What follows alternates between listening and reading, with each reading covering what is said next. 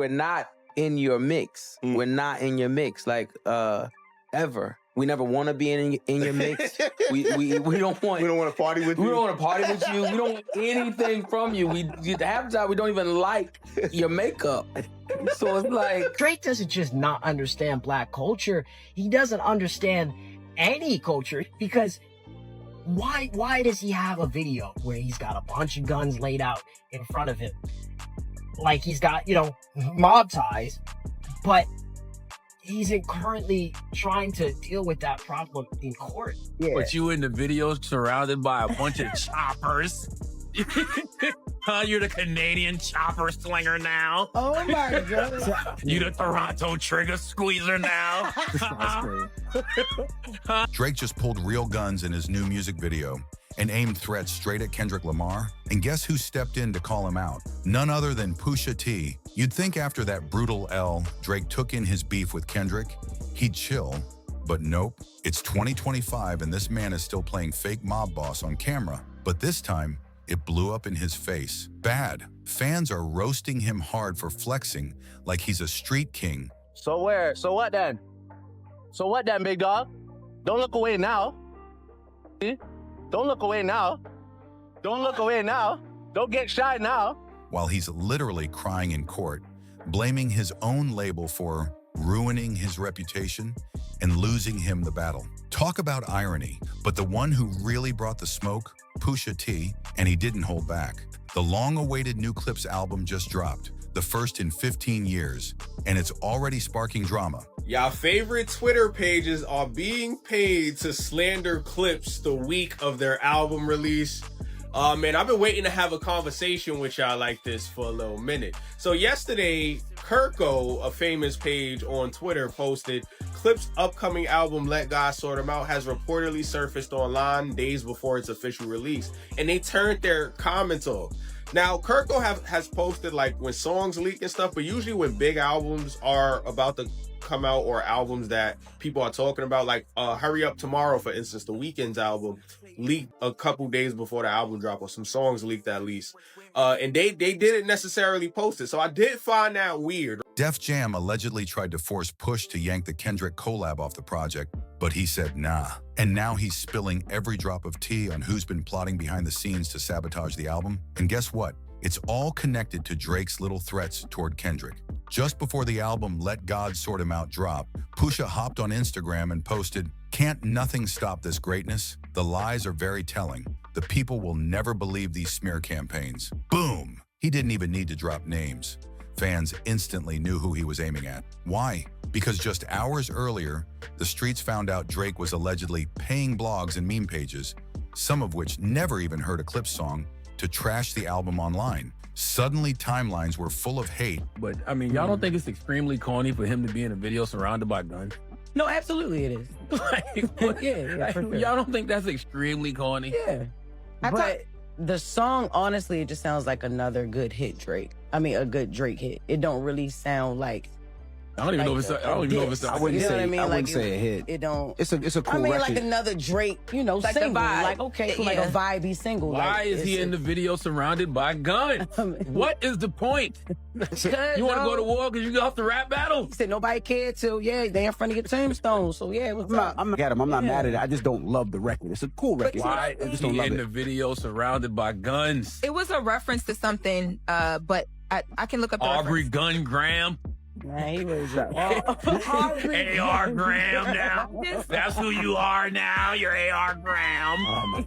This record would make a lot of sense if Drake hadn't said nothing for the last year and a half. If he hadn't said a word, no lawsuits, no nothing, hadn't said nothing, he just came out, what did I miss? I didn't know what y'all was on. Like, that would make more sense. Yeah. But you in the video surrounded by a bunch of choppers. You're the Canadian chopper slinger now. Oh my God. See, I'm not, it's cool. You the Toronto trigger squeezer now. What's going on? You are so, I know that man talk about you in therapy. You are so triggering. Why y'all? But why, man? That's just tone deaf. You in a video surrounded by guns. You lost the rap battle. It is what it is. You got your ass handed to you for the past year and some change. Now you back with the choppers. Yeah. And that's okay. Y'all just y'all cool with that. calling clips irrelevant, washed, and saying they dropped the worst rap album ever made. Wild. One tweet said, "These guys pushing 50, I'm dying laughing watching folks try to gas this mess up." Another said, "I'm glad they're struggling. Maybe try making hits instead of dissing bigger artists for clout." One even mocked their timing. They really thought this album could compete with Bieber, Travis Scott, and Drake at Wireless Weekend? That's like the opposite of a coke high for them. And now Drake's fans are firing back at Push for calling it a smear campaign. One OVO loyalist on X said, "There is no smear campaign. No one cares about clips, hasn't in like 4 presidents.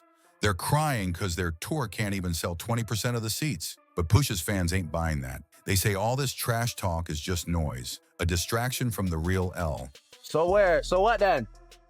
So what then, big dog? Don't look away now. Don't look away now. Don't look away now. Don't get shy now. We'll fold that up right now. Nerd. Stop it. Stop it, brother. Yeah, move right off. Yeah. Blessings. On a day. Blessings. Big up the song. Drake just dropped another cringe music video and weak diss track, and it's flopping hard. Drake just dropped his new single, "What Did I Miss?" And let's just say, he missed the mark big time. Once again, he's out here crying over folks who didn't stand by him during his Kendrick beef and switched sides. Oh, and the release date? He dropped it on the exact 1-year anniversary of Kendrick's Not Like Us. Yeah, that wasn't a coincidence. But fans weren't buying the act. The internet went wild clowning Drake for still painting himself as the victim, when he's the one who's been sneak dissing, throwing jabs, and then pouting when people clap back. One user on X wrote, "Drake always playing victim. He's the fake one. Tried to control your circle and got burned." Another posted, "Can y'all wake up already? Drake lives in this martyr complex. Even in What Did I Miss, he's pretending to be the one who got hurt. Kendrick saw right through it in Euphoria. Drake ain't built for this." And don't forget, Drake is in the middle of a lawsuit where he's accusing his own label of letting Kendrick defame him. Yeah, it's that deep. But here's the kicker. The lyrics in What Did I Miss are real questionable, especially for someone wrapped up in rumors like this. He raps, "She might say no to me now, but say yes later." What? With everything swirling around his name, people are calling this line disturbing, even dangerous. But the lyrics weren't even the worst part. It was the music video that really had fans laughing. In it, Drake's posted up in his backyard, surrounded by real guns. He's trying to give off "don't mess with me" vibes. And for them to have, the energy of a censorship level of energy, like, no, we're not putting this out. You stop, talking to my management team. But to most people, it came off like he's just playing dress up. Charlemagne went in on The Breakfast Club, calling the whole thing corny and saying Drake's just cosplaying as a shooter. Of course, his fans tried to clean it up fast. They claimed it's all symbolic, saying the guns in the video are pointed at Drake, not by him. He's standing between 2 snipers, supposedly showing that everyone is out to get him, and he's still standing strong. Deep? Maybe. But intimidating? Not so much. Still, a lot of folks aren't buying it. They say this is just Drake poking Kendrick again. One post said, "Kendrick's a real one. Drake, he's out here crying in court saying he's scared, then flashes guns in a video like he's on go time?" And someone else chimed in. And for me, at that point, I was like, man, this shit reminds me too much of 2018.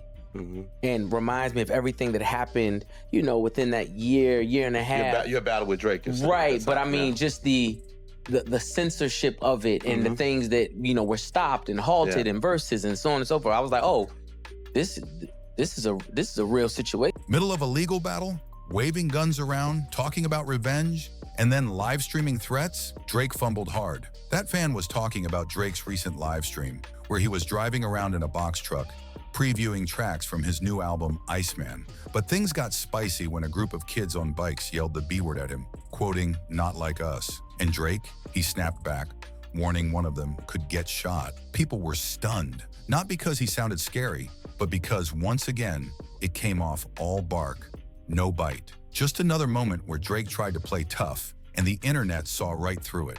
And by the way, this all went down in Toronto, which explains why Drake was turning up the hometown accent heavy that night. But let's swing back to Pusha T, because he's still keeping the pressure on, and it's not letting up. Just days before the new Clips album dropped, after Added On, or whatever, there were quite a few records that were stopped, like, yo, we're not doing this, or was, just basically shelved. And it Your was verses, yeah, for my instance, on the verses. Pop Smoke album. Yeah, Pop Smoke. But the telling part was when they would get the lyrics wrong. Oh, sure. So it one day I forget what song this was, but there was a Pop Smoke song that definitely was that had bars in it. Mm-hmm. By you. But then there was another that didn't, and they thought it did. And I was like, wait a minute, what is going on here? Mm-hmm. Because you're interpreting something totally wrong. Pusha did a GQ interview and completely went off on Drake for suing UMG over Not Like Us. Pusha didn't hold back. He said, I don't rate him no more. The suing thing is bigger than some rap-ish. I just don't rate you. Damn. He made it clear. Once you bring lawsuits into rap beef, you're killing the art. No more respect, no more passes. And the behind-the-scenes drama, even messier. Pusha revealed that Def Jam tried pressuring him to ask Kendrick to censor his verse on the Clips track chains and whips because they were scared Kendrick would come for Drake too hard. But Pusha wasn't about to fold. He refused, and that's when Def Jam told him he had to pull the whole track from the album. Again, he stood his ground. What happened next? Def Jam dropped Clips from the label completely. That forced them to sign a new distribution deal with Roc Nation. All of this just to protect Drake from a couple of bars? In a separate interview with Elliott Wilson, Pusha explained how Def Jam started nitpicking Kendrick's verse, trying to twist his arm and force the removal of the track, but he saw through it. This wasn't about lyrics, it was about Drake, and Pusha knows that game all too well. He compared this mess to the 2018 drama. In your mind, they were being overly sensitive about you rapping about another artist signed to that label. Drake, a huge artist under the Universal banner. And they were sort of playing referee. He was getting Shai Gilgeous-Alexander calls, is what you're saying. For sure. For sure. And at that point, you said, all right, I'll keep it moving. You put out Story of Adidon on SoundCloud instead of commercially.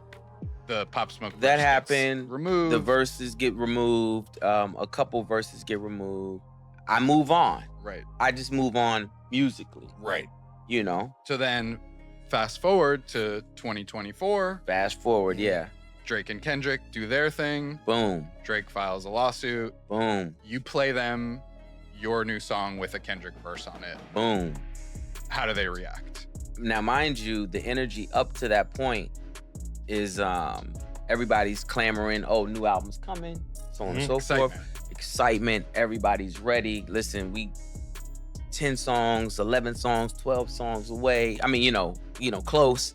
We show up with the Kendrick verse. When he dropped the Story of Adidon and exposed Drake for hiding a son, according to Push, after that diss, some of his own tracks mysteriously got shelved, like he was being punished for going too hard. Pusha said he tried to move on, but when Def Jam pulled this same nonsense again over chains and whips, that was the last straw. He wasn't staying quiet. He also revealed that the label tried to play it off by saying they were worried about his use of the phrase Trump card, claiming it might spark political backlash. But Push called it straight up BS. He said the real reason was because they didn't want Drake's two biggest ops, Push and Kendrick, teaming up on the same record. Even though Pusha downplayed the song's lyrics and claimed Chains and Whips isn't actually about Drake, fans aren't buying that. Come on, just the title is a straight up response. Remember when Drake rapped on Churchill Downs with Jack Harlow? All I hear is plug talk from the middleman, tall tales from the little man, whips and chains like a dominatrix. Yeah, Chains and Whips was a clear shot right back.